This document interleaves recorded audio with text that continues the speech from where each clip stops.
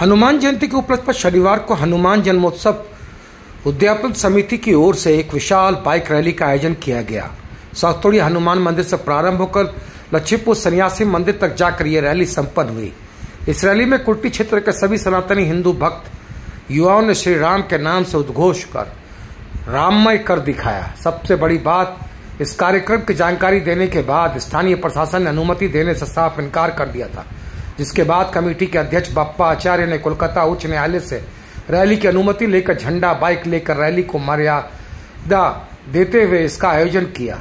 इस दौरान समिति के सदस्य भाजपा के पार्षद अमित तुलसियान, पार्षद ललन बेहरा, अमित गोराई, राजेश सिन्हा, झंटू सेन, कंचन सिन्हा, राम बौरी, इब्रार अहमद इत्यादि सहित काफी संख्या में हनुमान भक्त गण उपस्थित रहे।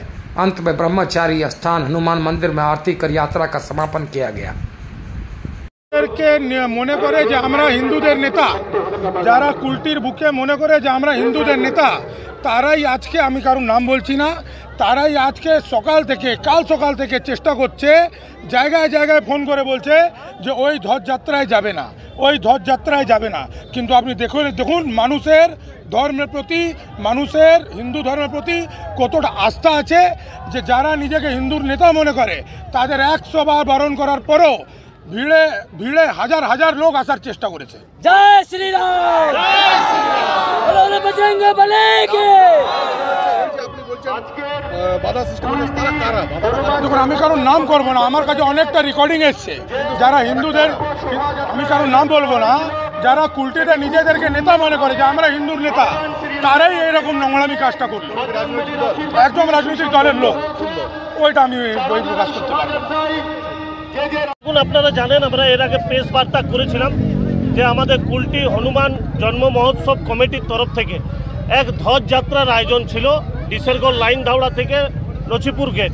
কিন্তু দুর্ভাগ্যবশত যে ভারতবর্ষের পশ্চিমবাংলায় থেকে আমাদেরকে হাইকোর্টের পারমিশন নিয়ে এই ধ্বজ যাত্রা করতে হবে। কিন্তু পারমিশনে দেখা যাচ্ছে 200 জন, যেটা পুলিশ আপনাদেরকে বললো, কি বলবেন? না, আমরা তো পুজো যা করেছিলাম, পুজোর সময় ভিড় হয়েছিল এবং এখানেও আমাদের পুজো আছে তাই ভিড় হয়েছে। আমরা 200 জন নিয়েই র্যালিতে বেরিয়েছিলাম ধ্বজ নিয়ে, এবং যারা এসেছিল তারা অনেকে বাড়ি ফিরছিল, অনেকে ছিল, তাই ভিড় হয়েছে। হাইকোর্টে যাওয়ার কারণটা কি ছিল? হাইকোর্টে যাওয়ার কারণ ছিল, পুলিশ প্রথমে আমাদেরকে পারমিশন দিয়েছিল, আমরা 8 তারিখে রিসিভ নিয়েছিলাম, সেই কর্মসূচি অনুযায়ী পুরো কুলটি জোড়ে আমরা নিমন্ত্রণ দিয়েছিলাম, এবং তারপর হঠাৎ করে, জানি না কাদের প্রেসারে বা কার প্রেসারে, তারা হঠাৎ করে ভারবেলি আমাদের বলল প্রোগ্রাম করা যাবে না।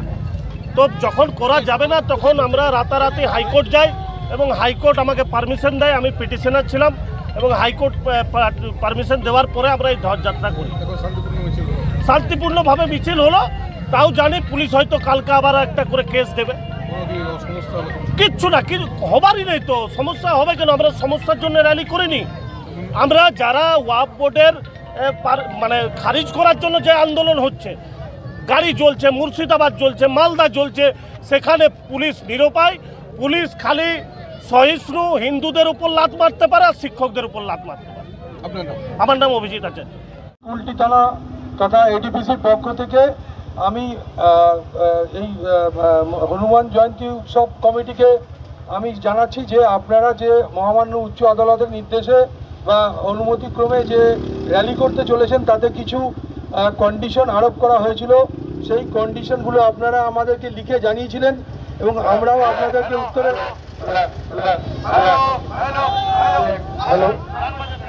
কন্ডিশনের উত্তরে আমরাও আপনাদেরকে চিঠি দিয়েছি। আমরা তাতে বলেছিলাম যে আপনাদের উত্তরে বলেছিলাম আপনারা বেশ কিছু বাইকের অ্যাপ্লাই করেছিলেন, যদিও হাইকোর্টের মহামান্য উচ্চ আদালতের আদেশে হাইকোর্টে মানে বাইকের কিছু উল্লেখ ছিল না, কিন্তু আমরা তবু আপনাদের বলেছিলাম যে আপনারা মিনিমাম 200 লোককে নিয়ে যেতে পারবেন, যেটা আছে। তো আপনারা অবশ্যই সেই ইনস্ট্রাকশনটা ফলো করবেন, 200 লোকের বেশি যাতে না হয়। এবং গাড়ির সংখ্যা আপনারা 4টে কি 6টা দিয়েছিলেন, যাই হোক ওটা ঠিকই আছে, ওটা 10টার জায়গায়, কিন্তু বাইকের ব্যাপারটা আপনারা দেখবেন এবং রাস্তার একটা প্ল্যাঙ্ক আপনারা ফাঁকে রাখবেন এবং র্যালি যেন কোথাও না দাঁড়ায় বা কোনো প্রভোকেটিভ স্লোগান বা কোনো গান যাতে না বাজে সেটা দেখবেন। বাদবাকি সব আপনারা হাইকোর্টের মহামান্য উচ্চ আদালতের সমস্ত নির্দেশ মেনে এই র্যালি করবেন, এইটুকুই আপনাদের কাছে আমরা অনুরোধ করছি। ধন্যবাদ।